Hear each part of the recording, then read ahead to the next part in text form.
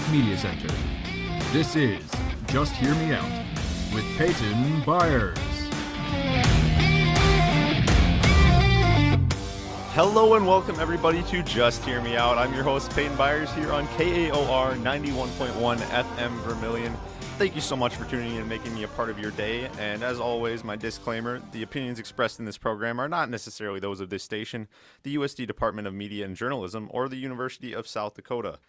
If you like this show, don't forget to go follow the show on Facebook and Twitter. Facebook at Just Hear Me Out 91.1, Twitter at Just Hear Me Out SD. And I just realized I forgot to post saying that I was doing a show today and telling you what it's about. So hopefully you just knew what was up and you came here anyway. But if you'd like to listen to previous episodes of the show, they're available on YouTube by just searching Just Hear Me Out. There are also links to the YouTube channel on the Facebook page and I believe on the Twitter page. I'll have to go check that. I don't know if I did that or if I found a spot to do that. Also, if you disagree with me on anything and you'd like to come on the show and talk to me about it or debate it or anything like that, feel free to reach out to me on Facebook and Twitter and we can see if we can work something out. We're getting towards the end of the semester here, so that means we're going to be done in the next couple of weeks, so we're winding down, but we can still get you in maybe next week. We'll see. But anyway, in other news, happy birthday to me. I wish I had a sound effect to play there, but I didn't even remember to do that. Okay, anyway, so we get some miscellaneous news first. A couple things I want to talk about just a little bit before we get into it too much here. So first off, I want to say something because Candace Owens testified to Congress in a hearing about white supremacy. I forget which committee she was testifying in front of, but she was testifying in whatever committee Jerry Nadler is the chair of. Anyway, so who is Candace Owens? She's a black conservative woman, and she absolutely mopped the floor with these congressmen and this whole committee. The Democratic Congress people just came at her, and she absolutely mopped the floor with them. So it got to the point where the committee chair, Jerry Nadler, just tried to put words in her mouth. And so here's a clip of, oh, wait a second. Do I not have it? I'll find it real quick here. Candace Owens. Okay, so here's a clip of Candace Owens, defending herself after Jerry Nadler tries to put words in her mouth. Sure, even though I was called despicable. Witness may not refer to a member of the committee as stupid. I didn't refer to him as stupid. That's not what I said. That's not what I said at all. And You Jerry didn't Nadler listen to what I just said. shrugs. He just shrugs. May I continue? Please. Yeah, so they're just not being nice to her. And there was another clip, I wish I got it, but basically she did. Actually, I encourage you, go find it yourself. It's all over on the internet. Candace Owens in Congress testifying. It's something to watch. They don't treat her well at all, and it's something. But she does a great job of fighting back and standing up for herself, so that's great. In other news, Unplanned, the movie Unplanned, I talked about it the last couple of times. It's a movie that came out a couple weeks ago. It's about the story of Abby Johnson and her former Planned Parenthood Employee of the Year and clinic director. And it tells kind of her story and her switch from being pro-choice to pro-life. Anyway, Google displayed how blatantly politically biased they are by categorizing the movie as propaganda. They shortly removed the propaganda categorization after they got absolutely roasted on Twitter and everywhere else, and people got really mad at them, rightfully so, because it'd be one thing if they for some reason categorize all political movies as propaganda, but you look at any of the Michael Moore films or any of the other films produced by the same company, nobody could find another film labeled propaganda except for actual Soviet Russia, Nazi Germany propaganda films. So Google just came out and displayed how blatantly biased they are against conservatives and towards leftists, and it's not even that surprising.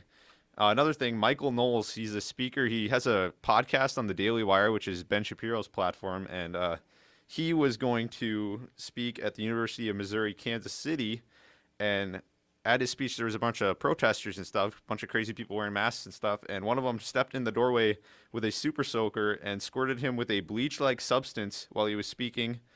The masked protester, stepped inside the door, sprayed this bleach-like substance at him, until security got to the guy, and the security got to him quick. It was a good job by security. Took him to the ground and, cuffed him and took him away. And people are crazy because while he was being subdued, some other protesters, assumingly his friends, because one of them was yelling his name, I believe, but another one stuck his hands in the air and started yelling, "Hands up, don't shoot, hands up, don't shoot." in reference to the debunked Michael Brown narrative, for those of you who don't know what that is, when Michael Brown was shot, and this is like in connection with some of the riots back a few years ago, Michael Brown was killed by police, and people pushed a narrative that while he was shot, he had his hands up and he was saying, "Hands up, don't shoot." It turned out to be a complete lie. He was actually like being quite aggressive. Anyway, that's besides the point.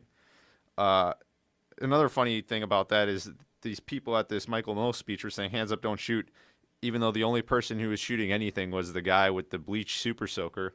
And it turned out to not actually be bleach. It was just a bleach-like substance. It was meant to smell like bleach, so it would scare Knowles and anybody else who had got on into thinking they had been chemically attacked. But it wasn't actually bleach, so the guy can't be prosecuted under the felony charges that come along with, chemically attacking somebody. So that's nice. Apparently to leftists, though, it was wrong for the security guards to tackle the protester to the ground for some reason. He was just, apparently to them, speech is violence and violence is speech, because I'll talk about something in a little bit here right after this. And I mean, the only standards the people like that have are double standards. It's kind of sad. For those of you just tuning in, this is Just Hear Me Out on KAOR 91.1 FM Vermilion. I am Peyton Byers, your host here today on April 15th. And I forgot to change the date on my show map. That shows how prepared I was. Anyway, so the next thing I'm going to talk about here are the Radical Democrat Super Friends. So you know these guys as the new fresh faces of Congress in the Democratic Party. So this is like Alexandria Ocasio-Cortez and Ilhan Omar. I've deemed them the Radical Democrat Super Friends because they just keep on saying things. And so Ilhan Omar, she got in trouble because she was speaking at CARE, which is basically like, it's a terrorist organization that's been allowed to exist on American soil, which is crazy for me to think about anyway. But like, she got in trouble. She's speaking at one of their events, and she characterized 9/11 as some people did something. That's what she said about 9/11. And so I don't know. It's just crazy. So according to National Review, here I'm going to talk about CARE a little bit. So this organization she was speaking at the event, CARE, according to National Review, it was challenged repeatedly to denounce Hamas and Hezbollah as terrorist groups. CARE denounces the acts of violence, but not their sponsors. It is connected to Hamas. Hamas, designated a terrorist organization by the U.S. and many other governments, indirectly created CARE, and the two groups remain tight. Examples: in 1994, CARE head Nihad Awad publicly declared his support for Hamas. The Holy Land Foundation, a Hamas front group, contributed $5,000 to CARE. In turn, CARE exploited the 9/11 attacks to raise money for the Holy Land Foundation. And this past August, demonstrators at a CARE-sponsored rally in Florida proclaimed, "We are Hamas," so that's kind of damning.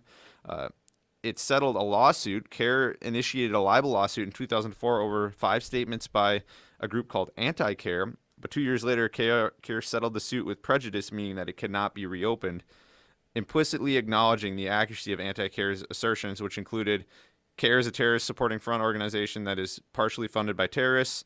CARE is supported by terrorists supporting individuals, groups, and countries. CARE has proven links to and was founded by Islamic terrorists. And CARE actively supports terrorists and terrorist-supporting groups and nations. So here is Ilhan Omar at CARE, this terrorist-supporting organization created by terrorists, downplaying the tragedy that is 9/11. CARE was founded after 9/11. False. Because they recognized that some people did something and that all of us were starting to lose access to our civil liberties. So I'm not really sure exactly what she's talking about there, because CARE was not founded after, like, in response to 9/11. Also, kind of interesting, so this supposed anti-Muslim like backlash that was going to happen after 9/11, the media was very, very careful. And I was a young child, but looking back, I can look back on history and stuff and read articles and everything. The media at that time was very, very careful and very, very careful they were very, very worried that people were going to start lumping all Muslims in with the terrorists, and that in fact did not happen. I mean, George W. Bush even was very careful to say that this is not all Muslims, this is just some crazy ones. He even went so far as to call Islam a religion of peace, which he's not really an Islamic scholar, so he can't, I don't know if he's qualified to go that far, but they went super far. And so that was not a correct statement to begin with. And then when Omar got in trouble for characterizing 9/11 as some people did something, she didn't clarify and like, try to clean up like most people do. Most people would say, I know, I'm sorry if I like inflamed people. I'm sorry. That's not what I meant. I know it's a horrible tragedy. And like, she didn't acknowledge it as the horrible tragedy it was and say that she didn't mean to be insensitive and stuff. Instead, she doubled down, didn't say she was sorry. And I mean, this is one of the women that's sitting on the Foreign Affairs Committee right now in the House. So that's something. But instead of clarifying and like, trying to smooth things out, she made a tweet about George W. Bush. And the tweet was basically a tweet saying that George W. Bush said, it was a quote from him that said like, we're going to find the people who did this and they're going to be hearing from us very soon. And then she put after that, like, was George W. Bush downplaying the role of 9/11? That is the most insane thing I've ever heard in my life, because George W. Bush, when he said that, there's video of him. He said that while he was standing on the rubble of Ground Zero right after it happened, not long after it happened. He was standing on the rubble, and he was telling everybody working there that we were going to send people overseas to find the people that perpetrated this attack and kill them. It wasn't him saying it wasn't that bad. It was him saying we are going to go and find them and visit them with missiles and kill them. So it's not exactly the same thing, and I don't understand how she thinks she's going to get away with that. She's only making things worse for herself, because even members of her own party are kind of seeing now, not all of them, the mainstream is still going with her, but there's some people who are like, hey, that's not cool. There's one that went on a couple news stations and said it. I forget his name off the top of my head.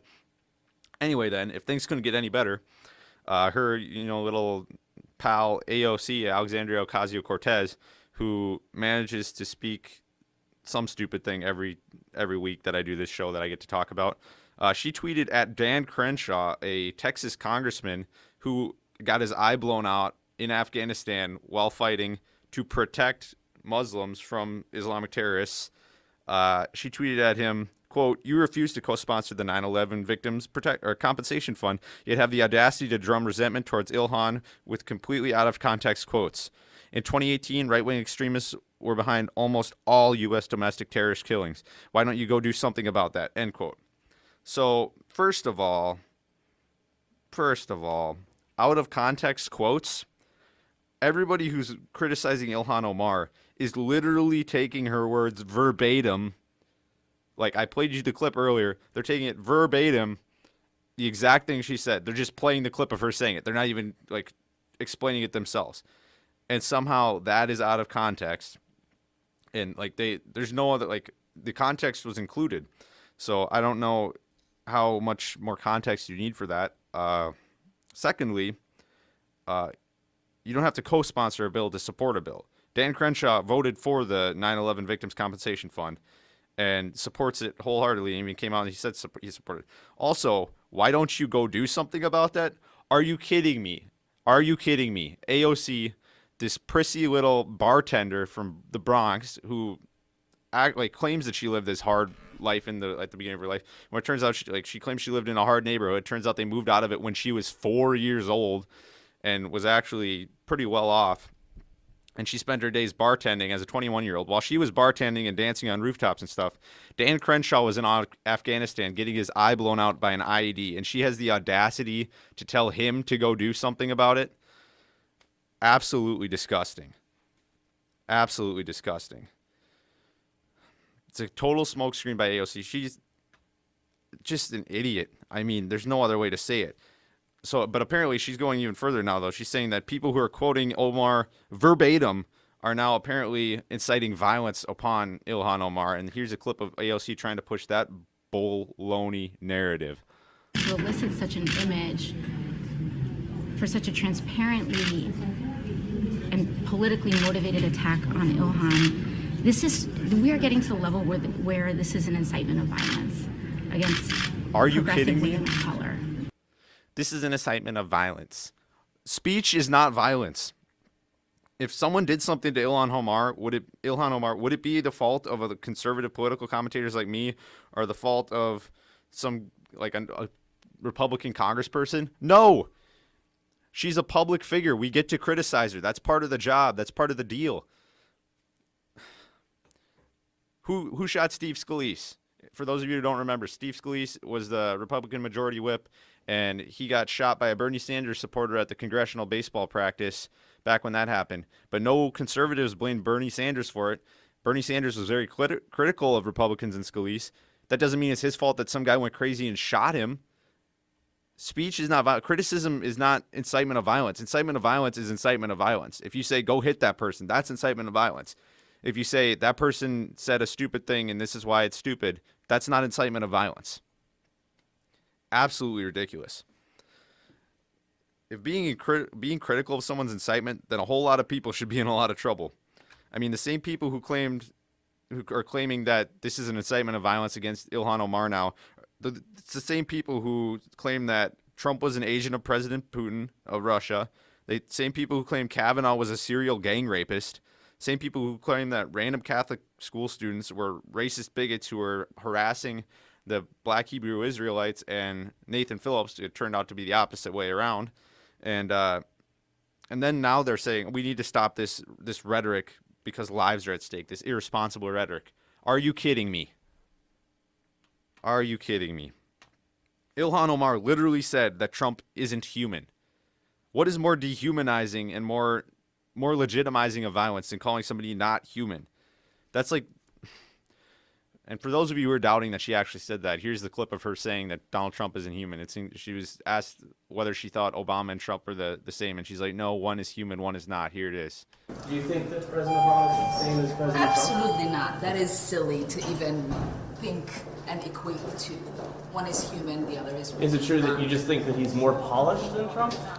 There you go. So she can say that the sitting president of the United States is not human, and that's fine. That's not incitement of violence, which, I mean, that's border. Like, it's probably not incitement of violence, but it's a heck of a lot closer than just criticizing her for something she said.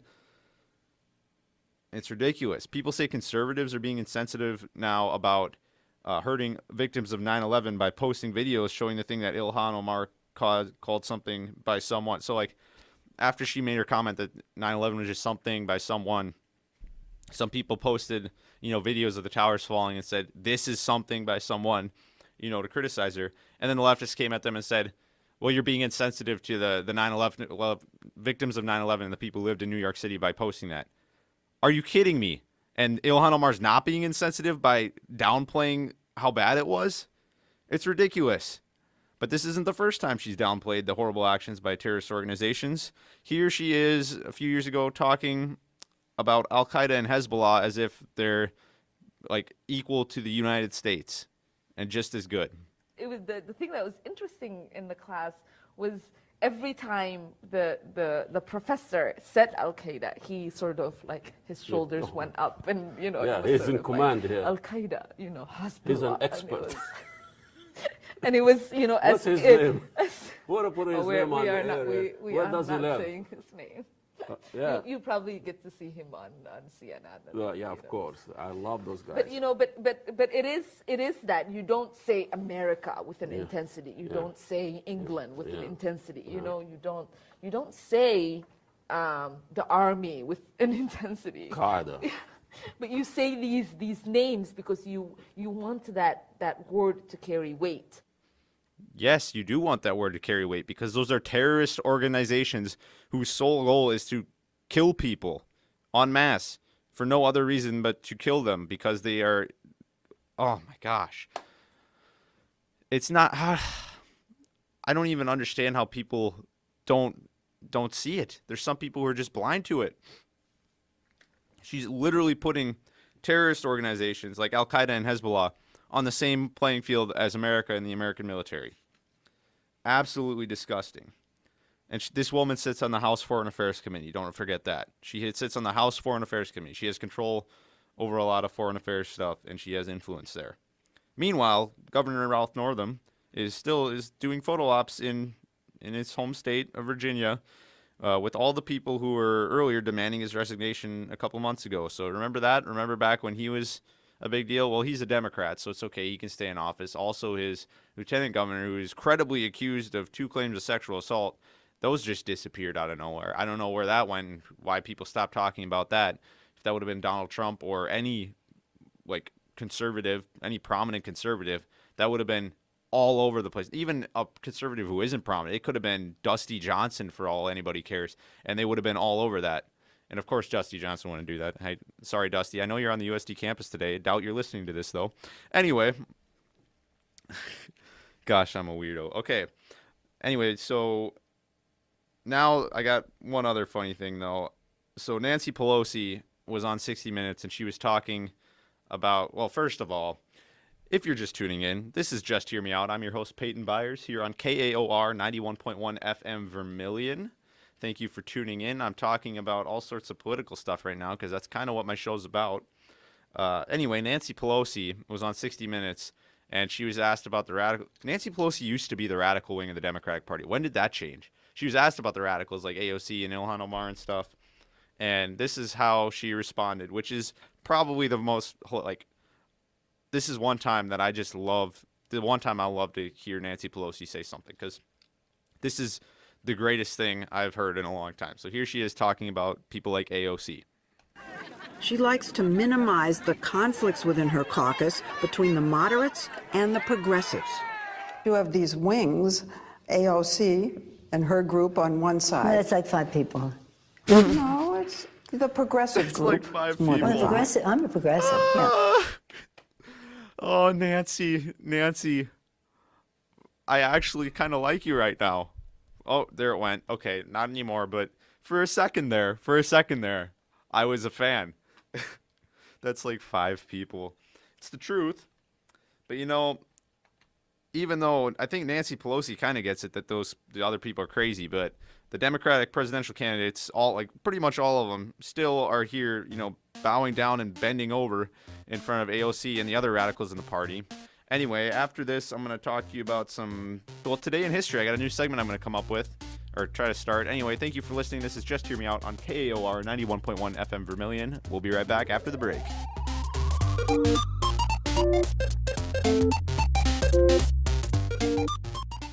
Alrighty, thank you for listening. Welcome back to Just Hear Me Out on KAOR 91.1 FM Vermilion. I am your host, Peyton Byers, here, and we're just going to talk about a new segment I have here. So this is, well, I mean, okay, I'll explain a little bit more. Since it's my birthday, I know a lot of the things that have happened historically on my birthday, and a lot of them are not that great.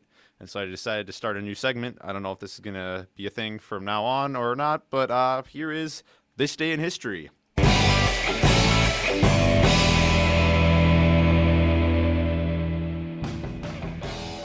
There's one good thing about my birthday that I learned today in history. On April 15, 1947, Jackie Robinson stepped on an MLB field for the first time. So that is one of, I guess, 2 good things that happened on my birthday historically. Another one is in 1755, the first English dictionary was published. So I don't know if that's, I mean, I guess it's good.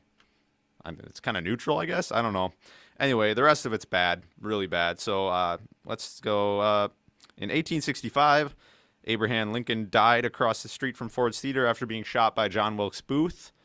So that's kind of a crappy thing to have happen. And then in 1912, the Titanic crashed into an iceberg and sank, or as Ilhan Omar would say, some ship hit something. In 1989, students in Beijing launched a series of pro-democracy protests that led to Chinese government crackdowns on their protests and, you know, some abuses and stuff. And, you know, China's government doesn't really like the whole democracy thing that much, except for Hong Kong. Anyway, and then 2013, the Boston bombing happened, the Boston bombing at the Boston Marathon. So my birthday is full of horrible things, just, you know, tragedies upon the face of the earth. And, I mean, if you disagree with a lot of my worldviews, you probably think my birth is one of those things. Anyway, that's all for Today in History.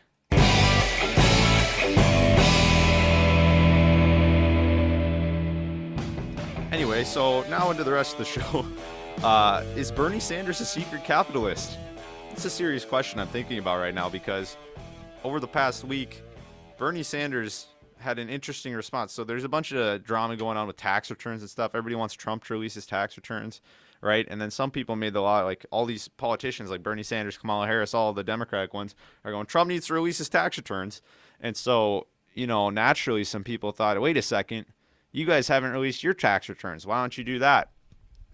And originally, so like people made fun of Donald Trump when they said release your tax returns. He went, well, I'm under audit right now.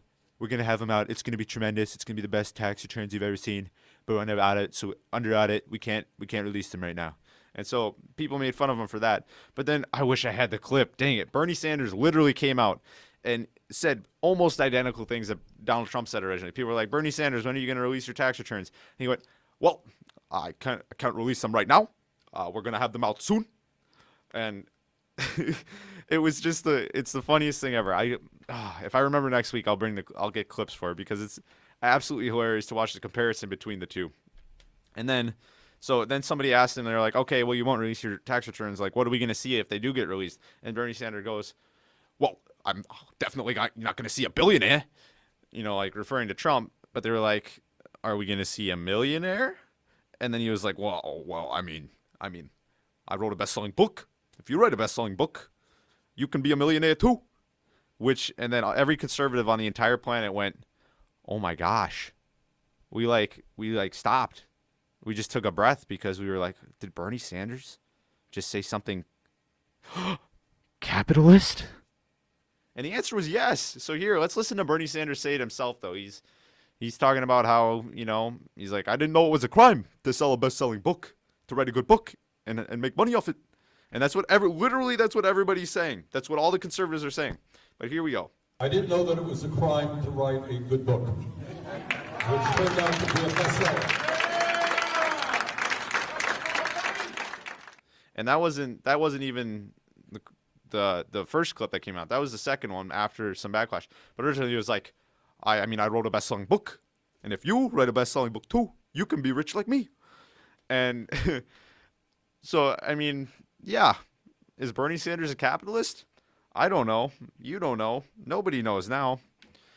Thought he was a socialist. Anyway, back to other Bernie Sanders stuff. So, actually, Bernie Sanders is surprising me all over the place because he's also, somebody asked him about his thoughts on the border situation, and this was his response. And, I've talked about this before, how, if I had to guess what Bernie Sanders' policy was, I probably would have guessed this because the radical socialists, the people who want to socialize everything, I think they understand because, people point at the Scandinavian countries, the Nordic countries, and they're like, hey, they have all these welfare programs, all these social programs, and then you look at it, and it's also also true that they're extremely ethnically homogenous, and immigration into those countries is extremely strict. Very strict, because they can't just let everybody in because they don't have the infrastructure to support all those people on the programs. And so here's Bernie Sanders basically saying that the same thing would be true here in America. If you were to have open borders in our society today, how would you deal with the social services connected with opening the borders, such as health care, medical care, and... Who do you think is suggesting opening the borders? Well, that you're an activist for opening for... No, I'm not. I'm afraid you may be getting your information wrong. That is not my view. Okay, I apologize. Thank you. I think what we need is comprehensive immigration reform. That is not simply, you're quite right. If your point is you open the borders, my God, there's a lot of poverty in this world, and you're going to have people from all over the world. And I don't think that's something that we can do at this point. Can't do it. So that is not my position. Oh, my jaw just dropped. Literally, that's exactly what all the conservatives have been saying this entire time. I can't believe 2 times in 1 week. 2 times. Count them. 1 and then 2. The last 2 things. 2 times in a week, I agree with Bernie Sanders on something. That feels dirty for me to say. I agree with Bernie Sanders. Oh, yikes. Anyway, but I agree with him on that. So this comes in the wake of some political stuff that's going on currently about sanctuary cities and the sanctuary city policy that got brought up, and a bunch of people have their panties in a wad about it. And anyway, if you're just tuning in now, this is KAOR 91.1 FM Vermilion. You're listening to Just Hear Me Out. I'm your host, Peyton Byers, here on your only political talk show on the entirety of KAOR on UST's campus. And anyway, so basically the sanctuary city thing that's going on right now is there was a leak that the Trump administration was thinking about implementing a policy where they take all of the illegal immigrants that are detained because they sneak across the border, all of them that are detained by ICE, and busing them to sanctuary cities to have them set up there, and just that's where they'll put them, because these sanctuary cities are cities that have said, if we know about illegal immigrants in our cities, we will not report them to ICE and the federal government. That's what a sanctuary city is. And so then the idea would be, okay, if you want to do that, we're just going to take all of them there because you apparently want them there. And so that's the proposal. But then all of a sudden, all the Democrats who are from these sanctuary cities went, whoa, whoa, whoa, whoa, whoa, whoa, whoa, whoa, no, we don't want that. We don't want that. That's crazy. And they were criticizing Trump. They were saying that was a horrible thing to do and a divisive thing to do. And it's like, you guys are the ones who said that. And it came down to this. So here's a tweet from Cher. And things are getting crazy when Donald Trump and Cher are on the same point of view on something, or me and Cher. Anyway, here's Cher's tweet. Quote, I understand helping struggling immigrants, but my city, Los Angeles, isn't taking care of its own. What about the 50,000 plus American citizens who live in the streets? People who live below poverty line and hungry. Maybe if my state can't take care of its own, many are vets, how can it take care of more? My mind is blown. That's the argument. That's the whole immigration debate right there. That's it right there. Cher is a hardcore Republican now.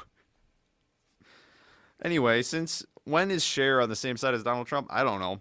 But the situation at the border is broken, and it's broken because the current laws are broken. It's not broken because specific policies implemented by the Trump administration. It's broken because the laws that are in effect right now are trash, and that's Congress's responsibility to take care of.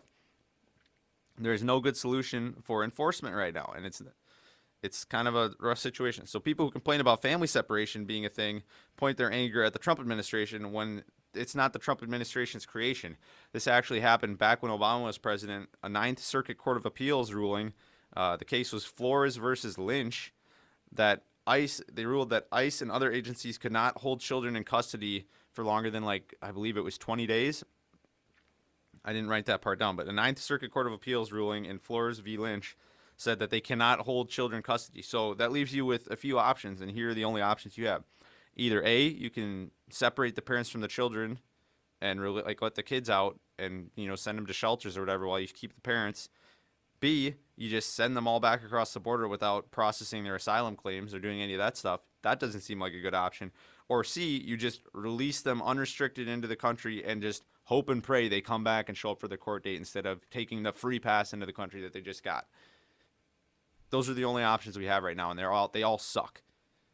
And even worse is that ICE and Border Patrol, they have limited space, and all these news stories that are saying that their people are being locked in cages and they're showing them behind fences and stuff. That's because Democrats won't approve funding for shelters and beds for these people so that they have a comfortable place to stay while they're in Border Patrol custody so we can get them processed. So then if they're going to come in, we can let them in, or if we find something that is nefarious about someone, we can send them back. But no, that's not what Democrats want. They want open borders. Unlike Bernie Sanders, he kind of departs from the rest of the Democrats on that because he understands that if we're going to have socialist programs, everybody's going to come here if there's open borders. But a lot of Democrats want open borders, so they refuse to provide funding for these beds because they're trying to force Trump's administration into a lose-lose situation and make him release all the people into the country and sacrifice their security, strain infrastructure. I mean, there's a lot of bad things that can happen. Exactly what Cher pointed out. That sounds weird to say. Exactly how Cher pointed out. Yikes. Sacrifice our security, strain our infrastructure. We don't have the infrastructure to take care of all these people. Whether, like Cher said, either one of these things has got to be true. Either there's got to be so much poverty that we can't deal with in this country, as a lot of Democrats who want to push social programs are pushing, or there's not. And if there is a lot of poverty like that, it's only going to get worse if we let a bunch of other people who are impoverished flood into the country. We need to get the problem under control before we can help new people. You let too many people in and the whole system is going to collapse. We got to help people, a little bit by a little bit as the system can handle it. And so then the sanctuary city policy is a thing, and all the sanctuary cities go, Trump says, okay, if you're not going to tell us when they're there, apparently you want them. You say you welcome them, so we're just going to bus them all there. So the people on the border towns who already have hundreds and hundreds of these people and they can't handle anymore. We're just going to bus them to your sanctuary cities so you can deal with them because apparently you want to. And then everybody at the sanctuary cities goes, no, we don't want that. We don't want that. We don't want that. The border policy, it's not conservative. Like, the whole border debate is not conservatives hate immigrants. It's conservatives don't hate immigrants. And most of them are not racist. There's a small minority of people who are racist. And I'd argue that there are more Democrats who are racist than there are Republicans at the way the politics are going right now. And it has absolutely nothing to do with the race of people who are coming across the border. I think taking in immigrants is a great thing to do. Let them in.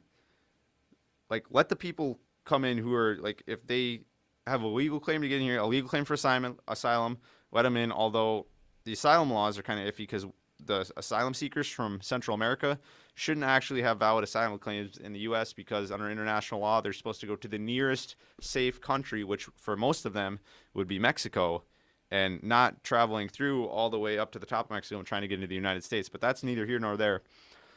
I think taking in immigrants is great. Let them in. But we need to be able to, like, see who's coming in. We need to look so we can legally, like, we can filter who's coming in and let the good people in.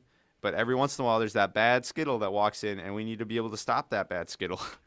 I don't know if you've listened to my show before. I've used the Skittles, the bowl full of Skittles, representation of how we. So basically, if you have a bowl full of Skittles, and I give you a bowl full of Skittles, and I say, you can eat all of this. Pretend Skittles are your favorite candy. I can say, you can eat all of these Skittles, but there's one problem. Most of them are great. They're wonderful Skittles, and you want them in your mouth and in your tummy. But, like, there's a couple Skittles that will kill you if you eat them.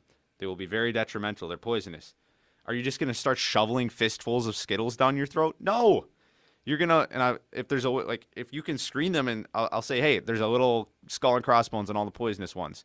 You look through, and you look at each one, and you go, okay, this one's not bad. Take it in. This one's not bad. And then you'll look, and you'll find the bad ones, and you'll send the bad ones away. That's all people want to do. That's all conservatives want to do at the border. The border debate is not about the humanity of the people who are trying to come across.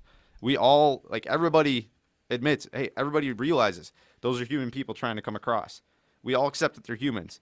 It's just about having operational control over who gets to come across our border so we can control it and we can make sure bad people don't come in. Because if you're letting everybody in, people say people are fleeing here because of gang violence. And that's probably true. I don't know every case, but I'm guessing that is largely, there's a lot of people who are. But if we leave the border wide open, there's not going to be any safety here from the gang violence. The gangs are going to come across just like the other people are coming across, and they'll have no extra safety from them. It's absolutely ridiculous to me. And that's all I had to say about that. Thank you, Forrest Gump. Good old Tom Hanks. He's kind of loony now, actually. If you look at Tom Hanks' Twitter, he posts some weird stuff on Twitter, man. When we get back, I am going to talk to you about the wage gap. I'm going to give you a little chit chat. Thank you for listening. We'll be back for the last quarter of the show. I am Peyton Byers on Just Hear Me Out. This is KAOR 91.1 FM Vermilion. We'll be right back after the break.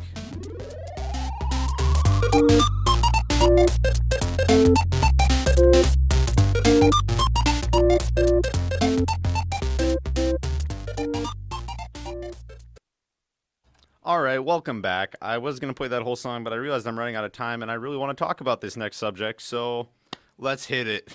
You can listen to the rest of that song. That was Riding with Private Malone by David Ball. I heard that on the radio one time when I got back.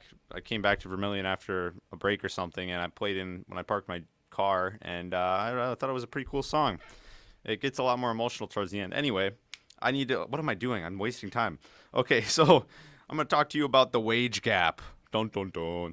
Anyway, so basically the quoted stat is women make 70 cents on the dollar compared to men.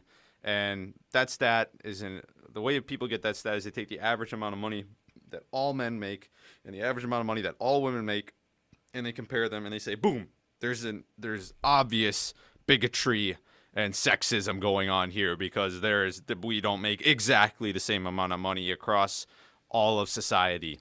And that stat, it's kind of suspect because it does not account for occupational choice, education, job tenure, hours worked per week, childbearing, all sorts of stuff. It doesn't account for. It's literally illegal to pay someone less because they are a woman. If women could legally get paid less, everybody would be hiring women because, I mean, why not? You can get the same labor for less money? Obviously, that'd be a boon to these greedy capitalists that everybody hates. And so if it was happening, there'd be a lot of lawsuits like you can't imagine, and we'd know all about it, and it'd be a lot more prominent. But we know that it isn't true due to lack of education ability to women, because it's actually the opposite. Women actually make up a majority of people in college campuses around the country now. So women are actually getting college educated more than men are. And career choice is a big impact, though. So STEM careers tend to be higher paying and are predominantly male. Women make up only, for example, women make 17% of chemical engineers. Only 17% of chemical engineers are women, and I'd say that's probably a pretty high-paying job.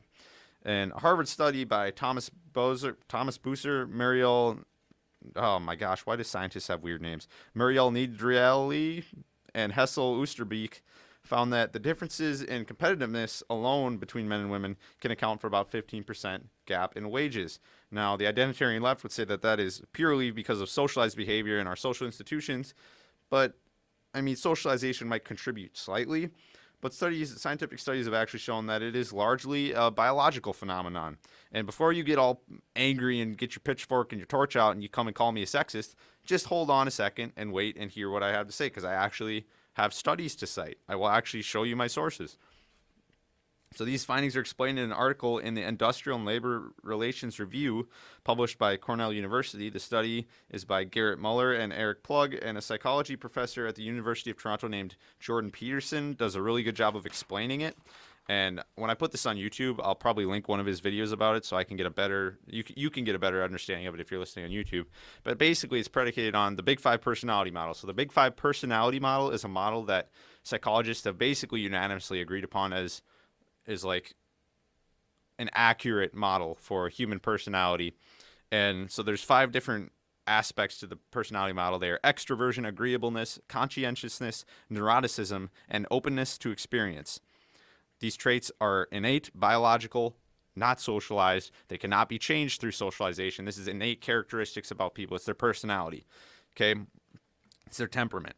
They found that high levels of antagonism, which is the obverse of agreeableness, so the opposite of agreeableness, that higher levels of antagonism is highly associated with people who earn higher wages. And there's a few reasons why. Those people who are a lot more likely to ask for a raise, they're a lot more likely to pursue a promotion very aggressively. And this is significant because there's a significant statistical difference between men and women in trait agreeableness. Now imagine if you had a bell curve, right? Do you know what a bell curve is like? It's like a little hill, and it slopes up, and then gets to the top, and it slopes down. And hopefully you know what a bell curve is. If you don't, look it up, and you can see. Now imagine you took 2 bell curves, right? And then you made a copy of the one bell curve, and you just offset it to the right a little bit. Those 2 separate bell curves would be male and female trait agreeableness. So it'd be like all of the males and all the females in the world, the amount and what level of agreeableness they have. And so the difference is significant enough that if you chose a random person and the only thing you knew about them is their level of trait agreeableness, you could correctly guess their gender 60% of the time. There's a lot of overlap. There's a lot of overlap between the bell curves, but the real difference is that they occur at the extremes. And so there's a little tail sticking out on each end that is specifically one gender. So basically that means there's a small subset of hyper antagonistic men at one end on the left side, and there's a subset of hyper agreeable women on the other side. And we know this isn't socialized because there's studies that show among more egalitarian societies, for example, the Nordic countries, where you would expect egalitarian social policies to minimize gender differences instead of becoming less significant, the differences actually become even more extreme. So men and women, when put in societies that try to make them equal, their personalities differences, they actually exaggerate themselves. It was very interesting, and it's really interesting because the scientists who prove this, they were leftists. They weren't conservative nuts. They were expecting the opposite to be true. So you know that it's probably credible information when the result is the exact opposite of what the people conducting the study wanted it to be.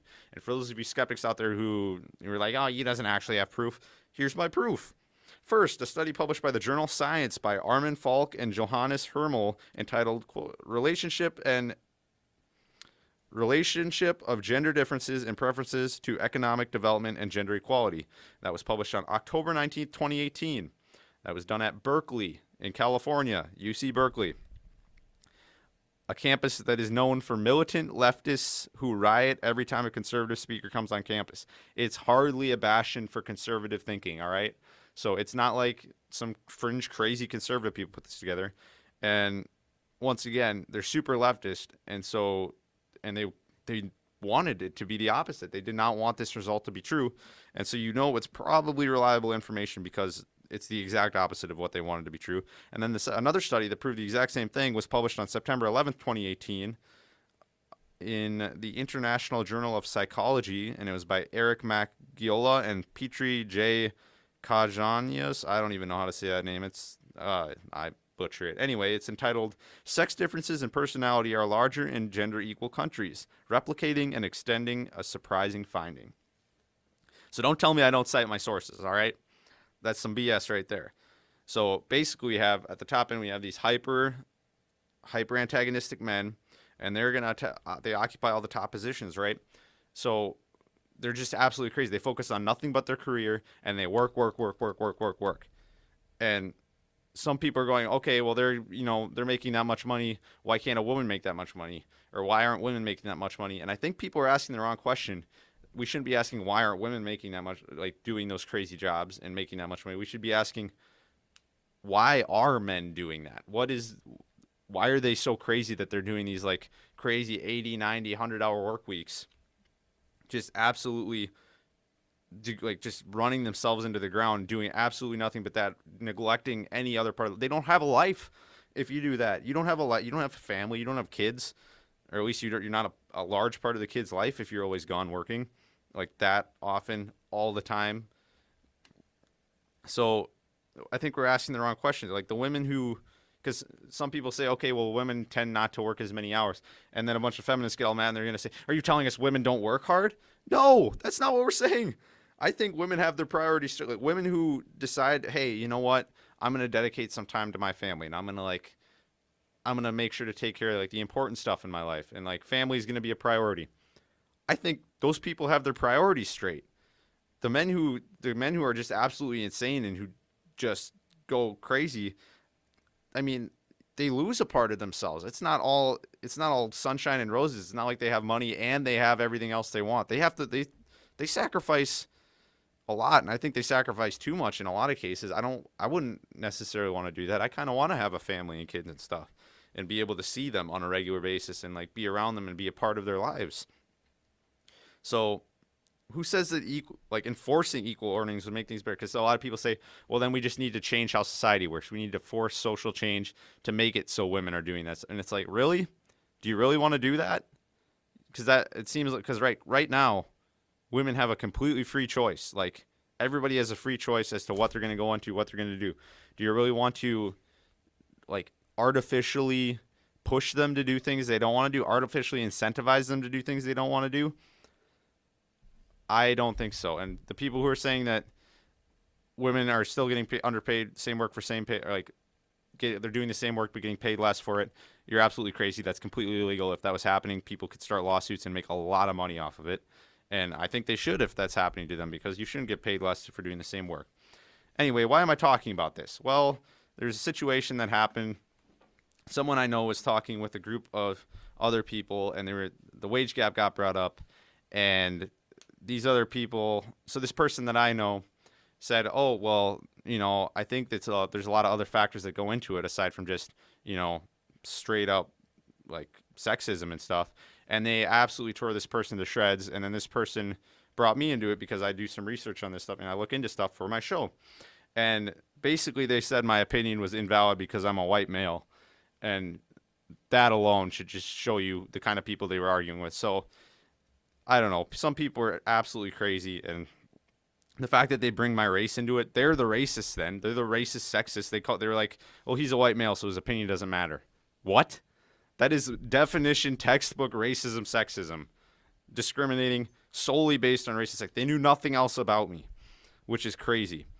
Also, they tried to tear down Jordan Peterson's credibility, so I want to take a second to just prove to you how credible Jordan Peterson is. So the H-index You can look it up if you want. H-index is a score. It measures the impact a person has had on their discipline, and it's calculated by looking at how often that person is cited in other scientific papers by other scientists. And like a typical Nobel Prize winner has an H-index of around 62, and a typical what it would be considered a successful scientist has a score of around 20. Yeah, Jordan Peterson has an H-index score of 52, and it is rising rapidly. So he's a supremely credible person in the field of psychology, and to insinuate that he's not is kind of crazy. Like, you have to back it up with some data and show some sources, because I just showed all my sources. Anyway, that's all. And that's all I have to say about that. Anyway, thank you so much for listening today on Just Hear Me Out. It's happy birthday episode. I think it went pretty well. Anyway, thank you. Don't forget to go follow me on Facebook, Twitter. Check out the YouTube channel. Can't wait to be back here next Monday. We're running low on the semester. This is Just Hear Me Out. I'm Peyton Byers on KEOR 91.1 FM Vermilion. We'll see you next week.